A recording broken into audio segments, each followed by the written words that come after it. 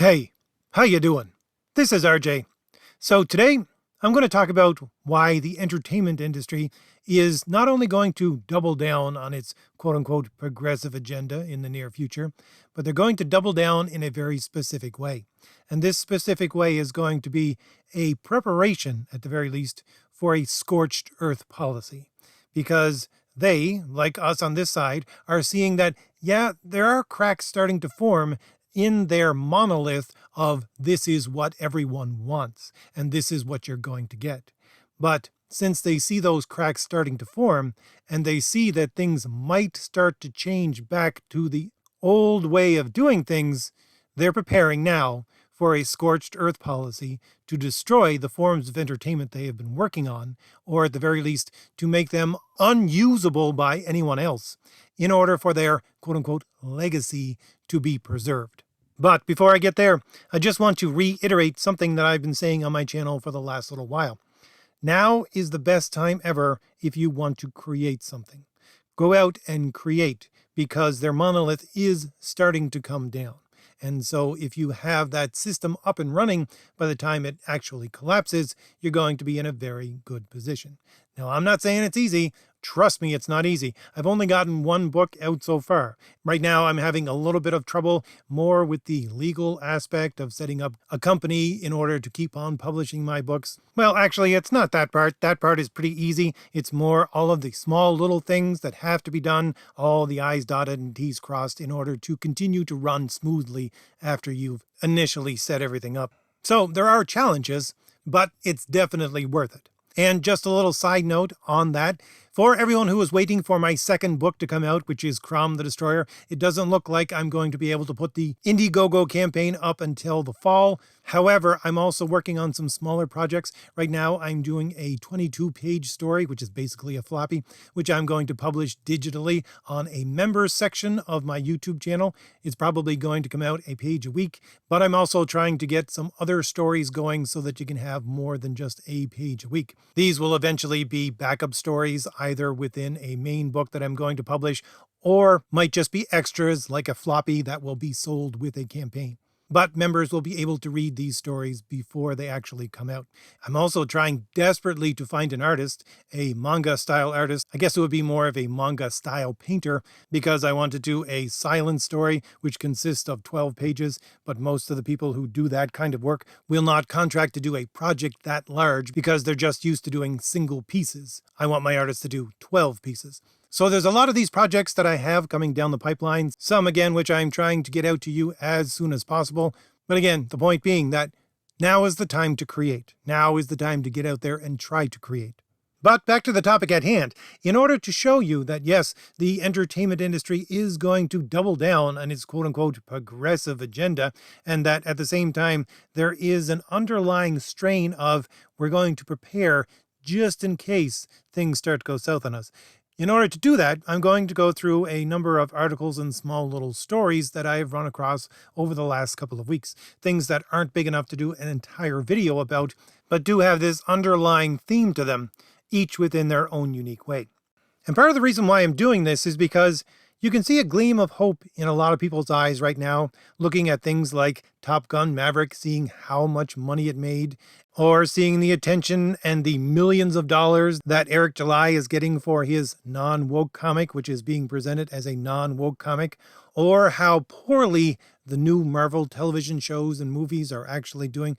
A lot of this is pointing in the direction of, you see, we were correct to begin with, maybe they'll start to turn around. I'm here to say, no, they're not going to turn around. They're going to double down in a way that's going to destroy everything if we get close enough to try to make them turn around. Which again is just another reason for everyone who can create to get out there and create. So the first thing I want to go over is the fact that X-Men Green has now started to publish again on the Marvel Unlimited app. Now, if you remember, or possibly you don't know about this yet, X-Men Green is a story about some mutants, which would be Nature Girl, another girl, I do believe, which is Curse, and Sauron, which is basically a prehistoric pterodactyl person with psychic powers that can manipulate people's minds. They're killing people on behalf of defending the Earth against environmental tragedy, and they're using the name X-Men. To quickly recap the previous story, Nature Girl found a sea turtle on the island of Krakoa, where all the mutants live, and it was dead or dying because it had a plastic bag in its mouth, and so she tracked down from what was on the plastic bag where the plastic bag actually came from. She went to this store, which was in Las Vegas, I do believe, and then asked for the manager, started to berate him for actually using this stuff, which was destroying the environment. He didn't want to listen to her, and so she killed him. And no, this was not an accident or something you would find in one of those older stories. This was deliberate murder. And the story goes on from there for her to collect a few companions, where they then went on to murder a bunch of people who work at an oil refinery. Her companion, Curse, actually enjoys causing pain to others. So it's basically a story about people who are fighting for the environment, going around and murdering others on behalf of the planet. The Quiet Council of Krakoa, which is basically the governing body of all mutants now, finds out about this and wants to stop them, not because they think they're doing anything wrong, but because, of course, they're making mutants look bad. And so they send Wolverine out to kill her. He doesn't actually kill her. He brings her back to the island of Krakoa. They put her and her companions through a little show trial, then condemn them to be prisoners on the island of Krakoa, but the island of Krakoa itself, which is a living island, actually allows them to go free, gives her a magic staff and says, no, go your way, you're actually doing something good. And so her and her companions, who again call themselves X-Men, are then sent off again into the world. That's where the old story stopped. Now, when that other story wrapped up and Nature Girl and her companions were let free by the island of Krakoa after murdering several people, a lot of people, and not just people on our side, a lot of people who are on the quote-unquote progressive side of the aisle were a bit disturbed by this storyline and made it known on the internet that, yeah, Marvel, I think you've gone a little bit too far here. And since they had several months, I think it was about 6 months, in order to write the new story and possibly change it so that it might be more in accord with what the audience actually wants, now that the new story has come out, we see that no, that's not the case. They're continuing on with this exact storyline. So I want to read you a couple of statements from the people who are creating this story. Also, I'm taking these articles that I'm reading from and I'm putting them up as backgrounds on the screen for anyone who wants to read the entire thing. Now, this article from Marvel.com does sound in its heading like they're trying to backtrack just a little bit, but then you get into the meat of it and see that from the words of the creators, no, they don't believe that there's anything really wrong with this story, that Nature Girl and her friends are simply misguided. It begins by saying, now on the Marvel Unlimited app, X-Men Green returns in X-Men Unlimited Infinity Comics number 44. Nature Girl, Curse, and Sauron continue their crusade against the human world with devastating consequences. Only this time out, they're invoking the X-Men's name. How will Krakoa respond to Nature Girl's extremist new mindset? By the way, I'll just have to mention that, take a look at Nature Girl, I'll flash that up in the background. You'll see that this is definitely trying to destroy the male gaze. You have a bald woman with horns growing out of her head. She has, well, let's just say no chest to speak of. Her hands look like they're covered in scales, and her legs, unlike the rest of her, are just covered in hair. So the interviewer goes on to say, when we last saw Nature Girl and her crew, which was X-Men Unlimited number 33, she seemed a touch unhinged. What can we expect regarding her latest evolution? And one of the creators answers and says, it's totally an escalation. It seems like she's getting more and more distant from her humanity, which is in quotation marks. She has some reasons, but her boundaries are constantly coming down. It feels like a bomb that keeps charging, not imagining when it's going to implode. Then the other creator says, Nature Girl's motivation, I think, is a good one. She wants to protect the planet. She wants to show us the pain we're causing our world. But lately, for her, it's been blood for blood. And folks are right to note, it seems like a bit of a swerve for her. She's doing a good thing in an incredibly bad way. As for how she's going down that path, well, maybe we've earned it as a people. Maybe Krakoa earned it. after sending Wolverine to kill her for avenging a world she has a direct connection to, or maybe this evolution, as you call it, is all the more tragic. Now, there's more to this article. As I said, it's up in the background if you want to read it.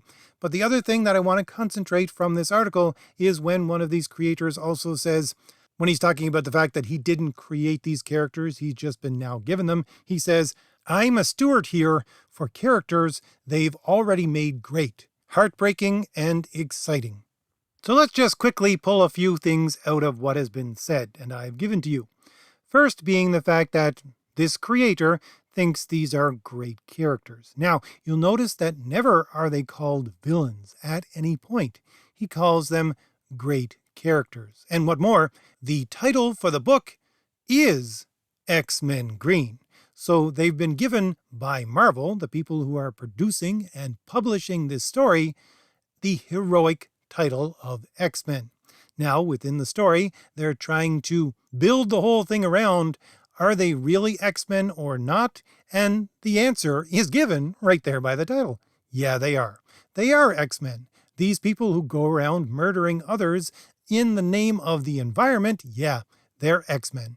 Yeah, they've been given the title of hero. And even when we get down to that question, in the minds of the creators, are they doing something right or are they doing something wrong? They're saying, well, they're doing something right. They're just doing it in the wrong way. And they're doing something right because really, we as a planet, as a species, we kind of deserve it. That's exactly what he says. We kind of deserve it. And again, you'll notice how they phrase these things. She's repaying blood for blood. Where is the blood on the other side? If they're doing stuff that hurts the planet, that's not blood. Of course, they would argue on the other side that, oh, climate change is killing people all around the world. Of course there's blood. So of course she is exchanging blood for blood. So you may notice from the words of these creators, there's two underlying themes at play here. Number one, that environmental catastrophe is indeed a real thing. You must accept it as a real thing in order for this story to make any sense. And you also must accept the fact that we, as a species, just might deserve being killed off one by these agents of the planet because we've done a social wrong. So, of course, this is a promotion of social justice, which is to say you are being punished on behalf of what other people in your society or within your world or within your species actually did, which has absolutely no connection to real justice, which was exactly the thing that the mutants in the older stories within the 70s, 80s, and 90s were fighting against because they were being punished for the actions of other people in their group, and they saw that as being unjust. But again, the thing to focus on here is the fact that even when you had people who were reading that previous story of X-Men Green, who were accepting of this idea of environmentalism and accepting of the idea of social justice, they looked at this storyline and said, you're stepping over the line here. But no, even after being told that, not just by us, but by people on their own side, they decided, no, let's drive further into this exact same mindset. Again, this is doubling down. The second article that I want to talk about is all about how the Marvel stories have always been used in the way that the quote-unquote progressive or woke storytellers of today are presenting their stories. So here's a bit of where we get into this whole idea of scorched earth. Because here's the mindset that you run into on the quote-unquote progressive side of the fence. When there is a retcon, that is to say, retroactive continuity placed into the history of a story, they will point that out.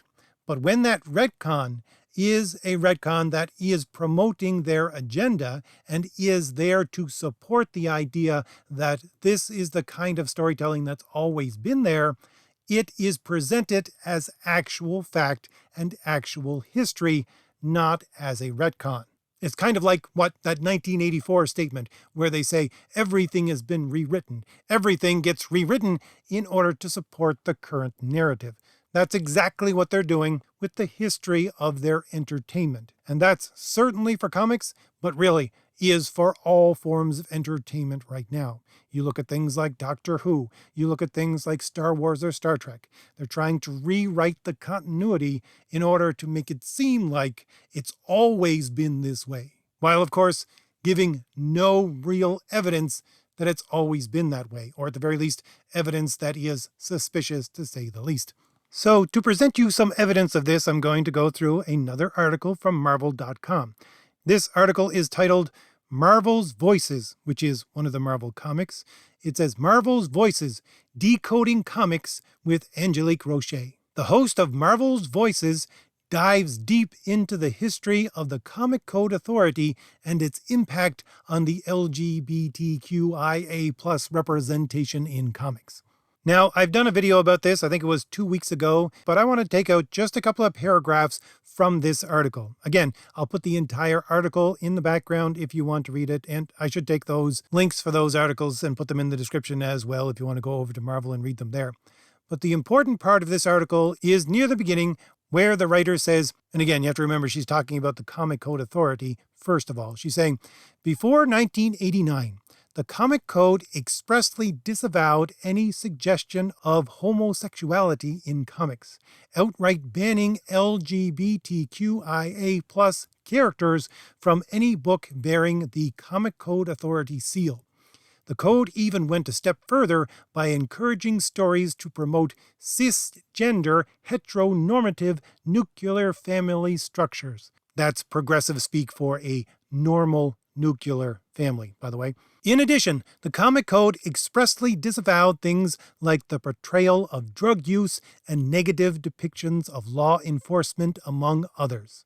That did not stop the House of Ideas and its creators from ensuring that LGBTQIA+ characters existed in the Marvel Universe by using clever analogies, expertly drafting dialogue, wordsmithing captions, and crafting well-placed images. Creators ensured the queer community did exist, within the margins, hidden in the subtext. During this time, terms like true self, life or chosen companion, partner, and soulmate all came to mean something more depending on the character and the circumstance. So I'm going to do a little metagaming with this article and show you exactly what they're trying to say and what exactly it means in a larger context. First off, what the article itself is about is going through a number of characters that go all the way back to the 60s, and saying this is the way that they always were meant to be portrayed. But no evidence of this is given directly. They simply give a few panels and say, look, there's subtext here. You don't have anything from the creators, and you don't have anything from Marvel itself. Now, I know the way these people actually operate. When they write an article, they love to put hyperlinks in there. If there was anything to support this from the creators themselves, it would be stuck in there. It's not there.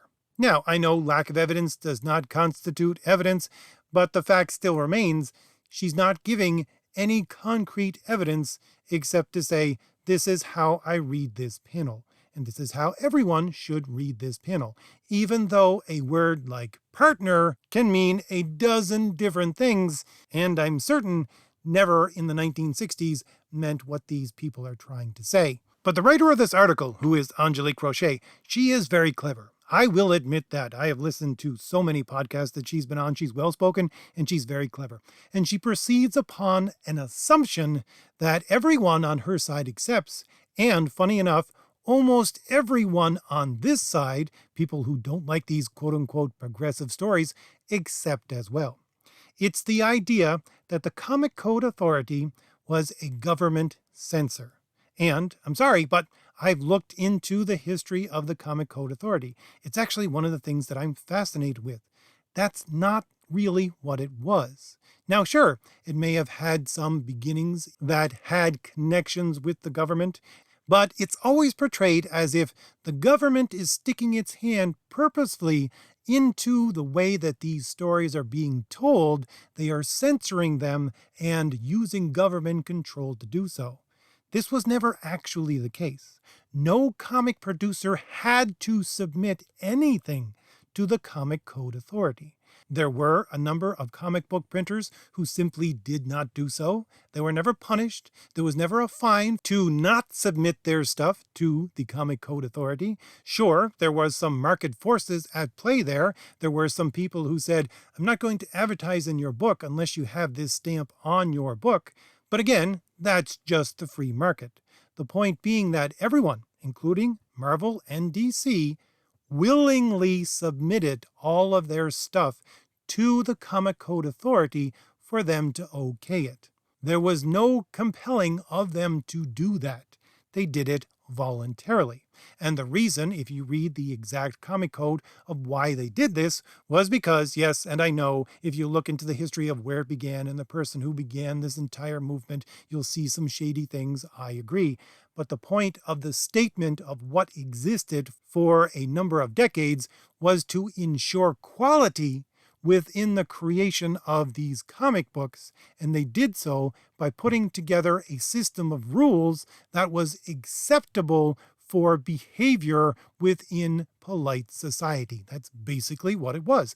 If polite society did not accept this behavior as being normal, then you are not allowed to put it in one of these books if you wanted to submit it to this authority, which was set up in order to have a higher quality for the product of these stories being produced.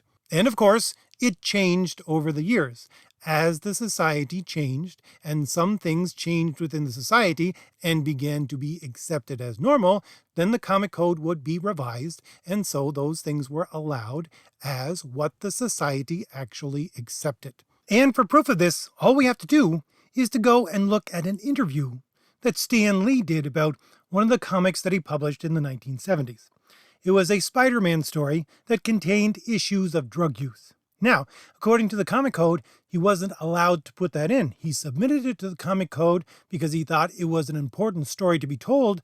They rejected it, said, no, we're not going to give you our stamp on this. He said, okay, I'm just going to publish it anyways. And he did. DC did a similar thing with a story from Green Lantern and Green Arrow, which was where Green Arrow's protege, Speedy, turned out to be a heroin junkie, I think it was.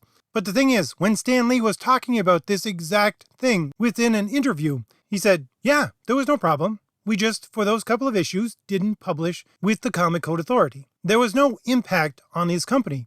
And what more, he says within that interview that there were very few times that he disagreed with the Comic Code Authority. When he did, he published them without the seal.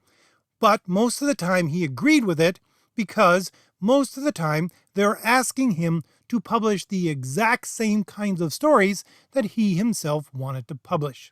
So in effect, what he was doing was, he was using this as a free editorial board in order to quality control the comics that came out of his company, because they were going to okay the exact same things that he wanted to okay.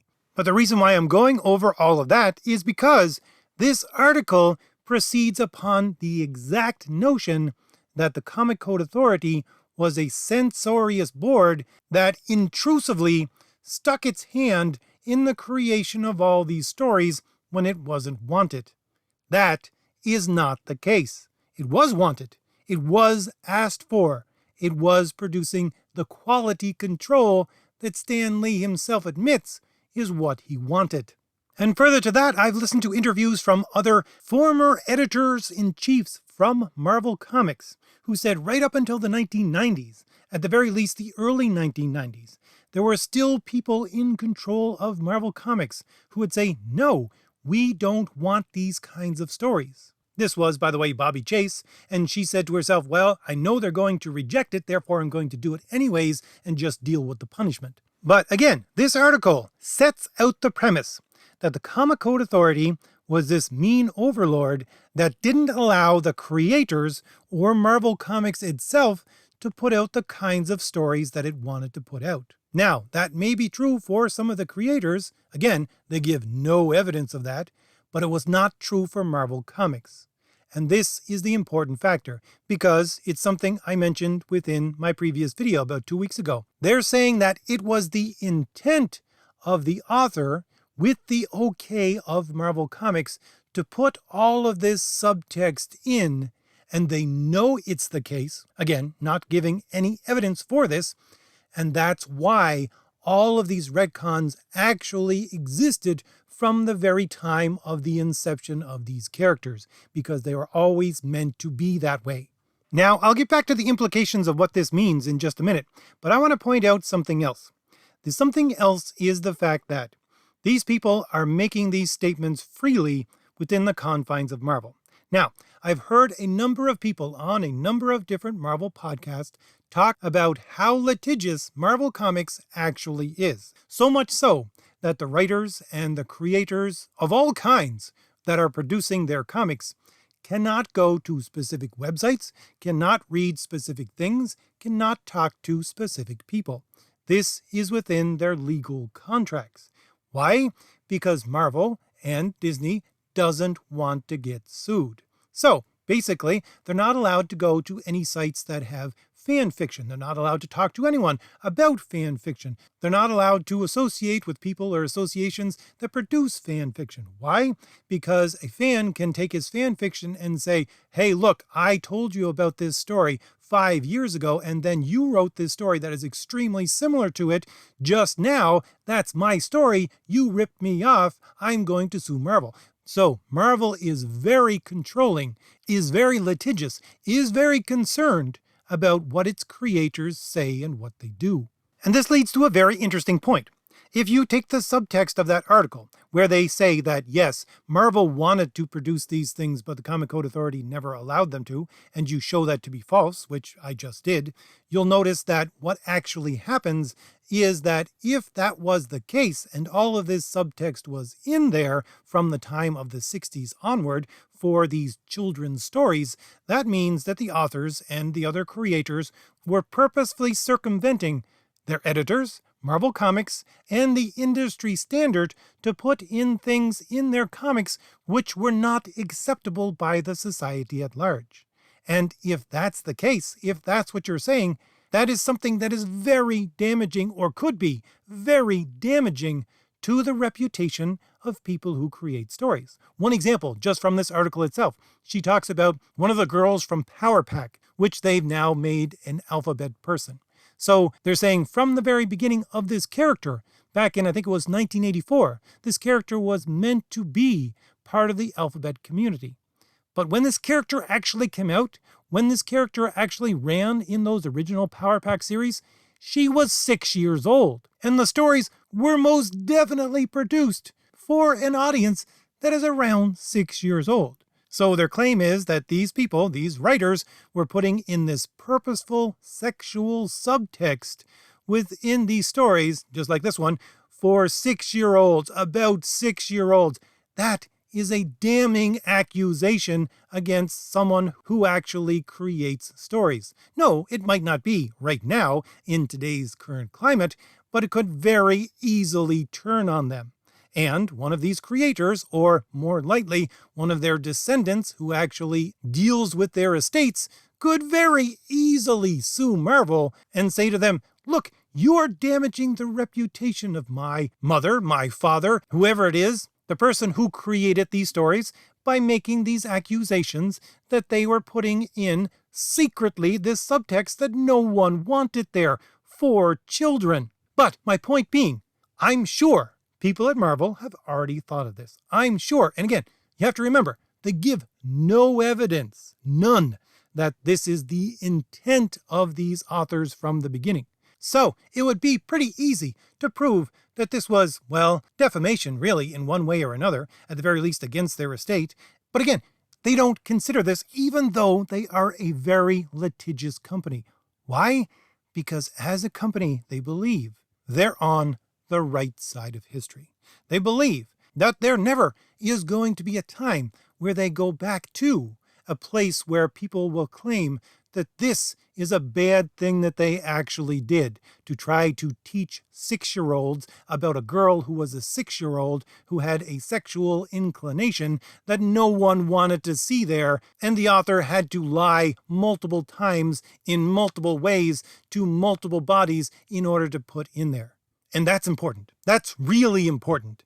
The fact that the company, through its actions, is showing that no, we don't care, because we're on the right side of history. And again, we can see this from the very fact that look at some of those Zoom meetings that I did a video about a month ago, where these Disney people who are in control of the entertainment are saying, yeah, we need to get at the very least 50% of all of the main characters and background characters within all of our stories to be of this underrepresented minority, to be of the pronoun people or alphabet people or some kind of oppressed minority. This is the exact mindset. There is no going backwards. They don't believe there is any going backwards. So much so that at the very least I see them staking the reputation of people who work for them and could easily sue them by saying these things and just say, yeah, that's the way it was. And just briefly, to show you exactly why they're doing this and why they're making these retcons as if they were the actual past, we can see this in just one panel of a recent comic that came out from DC. It was a Young Justice comic that has to do with Dark Crisis. I'll put it up in the background, but I'll read the panel for you. So what happens in this story is the fact that Young Justice, the Young Justice that is there now, which is to say the quote-unquote progressive woke Young Justice, where you have Robin Tim Drake portrayed as if he always was an alphabet person, and then they go back in history about 20 years, which is around 1980, 1990 in the continuity of the story. And what does the panel say? You have Impulse saying, this isn't even our past. This place, it's like our past got the design wrong. And going out of its way to be sexist, racist, homophobic. This place is for immature boys. That's not us. So what's it saying here? It's saying that, yeah, we're breaking with that past. That past does not exist anymore. If you believe that that past exists, then you're sexist or racist or homophobic. That's what you are if you like those old comics and don't automatically take all of our retcons and put them into the past so that none of that past actually existed in the way that it did. This is the scorched earth policy that I'm talking about. They're basically trying to paint every creator in the future into a corner so that if they ever try to go back to those old stories where all of this woke agenda didn't actually exist, they're already condemning them as people who, well, basically are evil. And so, yeah, you can reclaim this territory, but if you do, we've already salted the earth so that you can never use it again. So up until now, what I've talked about mostly is the comics and their impact just on the comic industry. But let's bring in someone who not only works for Marvel, but also promotes Marvel Comics and works for their television department as well. Again, I'll put the article up in the background. So I'm going to read a number of quotes from this because I think they're really self-explanatory, and I'll just go over them briefly at the end. The article is titled, Marvel's Voices. Alex Phillips encourages storytelling to reach beyond visibility. Alex Phillips, VP of Television at Bad Robot Productions, introduces Marvel's Voices Pride as an important collection of stories for the LGBTQIA+ community and beyond. Here's what she has to say. The last 2 years have been nothing if not a roller coaster. After the major successes of last year's inaugural Marvel Voices Pride #1. I have no idea what she's talking about with this major success, by the way. She continues, we, as an LGBTQIA+ community, saw a continuous attack on our most vulnerable with an onslaught of legislation. I don't have to tell you how much we needed publications like this. Marvel's Voices is not only a comic. For many of us, it's a capsule crystallizing our place in queer history. So again, what she's talking about here is the fact that this is to cement their legacy. They need to control everything, the future and the past, in order to cement their legacy. There is no going back. She continues, like most of us, at times I feel like I'm on the edge of a pendulum, swinging mercilessly between the feelings that we are progressing and regressing as a community, especially as headlines constantly highlight both the wins and losses for the LGBTQIA+ community without a moment to pause and process. Never occurs to her, by the way, that with this tiny minority of people in the country receiving all of this press, they're not actually oppressed. But anyway, she continues, in the face of laws that are deciding whether we can say the word gay, if teachers should be required to, in quotes, out their transgender students, or if we can teach critical race theory in our classrooms, Marvel's voices and the stories that it provides give us the opportunity to show how united our voices are, that we are not leaving any parts of our community behind. By the way, don't you find it interesting where they constantly claim on the progressive side that no, critical race theory is not being taught in schools, and as soon as someone puts forward legislation saying you can't teach critical race theory in schools, they say, why can't we teach critical race theory in schools? Anyway, you'll notice how she ties critical race theory in with the alphabet people, automatically connecting them together as oppressed brethren. And again, what is she talking about here? She's talking about politics. She's talking about laws that are being passed and how these comics are being used to combat what they see at Marvel as an attempt to regress society into an evil past. She continues, raising above the dizzying news cycle and telling our stories in their most clear, bold-faced, and least subtextual form honors those who masterfully danced around the comic code before us, while also shining a light for the next generation. By the way, that statement is hyperlinked to the previous article that I just talked about the comic code that was done by Angelique Crochet. Then she continues, my affinity for comics runs deep. Not to age myself, but I grew up between Alpha Flight number 106, when North Star came out, and Astonishing X-Men number 51, with his marriage to Kyle Jandu. Even before my queer awakening, something about the X-Men universe always resonated within me. It wasn't until I came out years later that I understood the hidden messages and subtext in the pages, and wished that the writers and creators could have been bolder in their exclamations. I had no idea the struggle that it even took just for these moments of subtext to slip through the comics code, or how long those before me had even waited just to see the subtext that I deemed not enough. Now, I find myself wearing shoes that are way too big and hoping that I can walk in them. I have been fortunate enough to integrate queer storytelling into my career, and even to work alongside some of the great Black queer pioneers in television. But even with all the opportunities that I've had, I must admit that I haven't made the type of queer story that I crave to see on screen. I, like my predecessors, want to do more.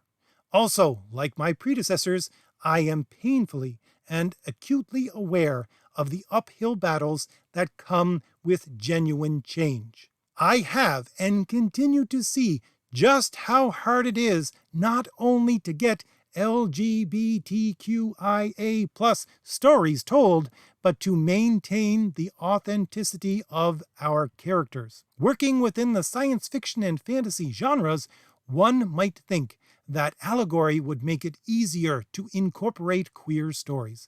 But in most cases, it's still a reality that only certain types of queerness are allowed to thrive in the mainstream, leaving all others drowned by unconfirmed subtext. These outcast characters deserve to be represented authentically and three-dimensionally too, because the simple truth is that everyone deserves a voice and for their stories to be heard. That's why my work in television is ultimately about being a bridge and a vessel. Even though I contain multitudes as a Black, Puerto Rican, at times masculine presenting, cisgender, lesbian woman, I cannot speak for any of my trans and queer siblings. I work as a producer and executive, so it will never be my words that come from a character's lips.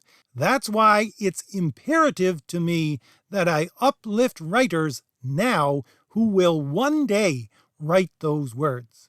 That pursuit for authenticity through diversity is why Marvel and comics have always had a special place in my heart.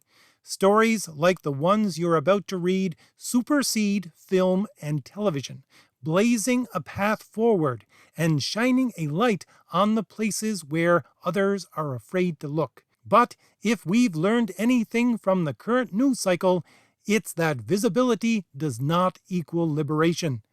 If anything, visibility exposes many who may have felt safer out of the limelight. Marvel's Voices Pride 2022 is more than just an anthology. It's an opportunity to acknowledge our struggles and celebrate all walks of queerness. It's a call to action for us to carry our entire community into liberation together. It's calling out our counterparts in film and television to be bolder in their queer representations. It's making sure that our cisgender and straight counterparts know that even if they insist on not saying gay, they will see us. Okay, so I realize that's a lot, but I want to pull a couple of things out of there. First of all, you'll notice that she says, the stories that are being put out today are the most bold-faced telling of these lifestyles that she has ever seen. She uses that word, bold-faced. But at the same time, she acknowledges that there are still types of stories that they can't tell, and that they are putting in there now as subtext, just as they used to put subtext into those old stories that other article talks about, which is hyperlinked to this one. So let me ask you this question. If you're looking at entertainment today, especially comics, where you have this alphabet people representation everywhere, where you have political movements represented, where you have ideas of oppression and this critical race theory way of looking at things, all of this stuff piled on top of you over and over and over again. And then hear this person say, oh, well, no, that's not enough. No, that's not even close to being enough. There's still a lot of stories that we can't tell about things that we can't even talk about now, that we're still putting subtext in. What kind of stories are they talking about? What kind of future are they envisioning? How much farther down this bizarre path do they intend to go? And she intends fully to go down this bizarre path. She's saying right here that it is her job as a producer and an executive to hire these people who can tell these kinds of stories now, so that when that opportunity in the future comes, they will tell those stories which are only subtext now. And again, the entire point being that they will never be erased. That's what she is saying at the end. There is no going back. They will never be taken out of the limelight. This is the reason for this push over and over again. So, as I said at the first, there is no slowing down. Don't ever think that these people are going to do anything but speed up. With every step we allow them to take, it emboldens them to go faster and faster down this path of destruction. And they will consume anything, especially what people love, in order to keep themselves moving at speed. This is why I say create, because what we create now is the only thing that's going to be left when these people eventually drive themselves off a cliff. So, if I've given you anything new to think about, hit like, hit the shield in the lower right-hand corner of your screen to subscribe, and leave me a comment. Tell me what you think about all this. All right, I'll see you later. Bye.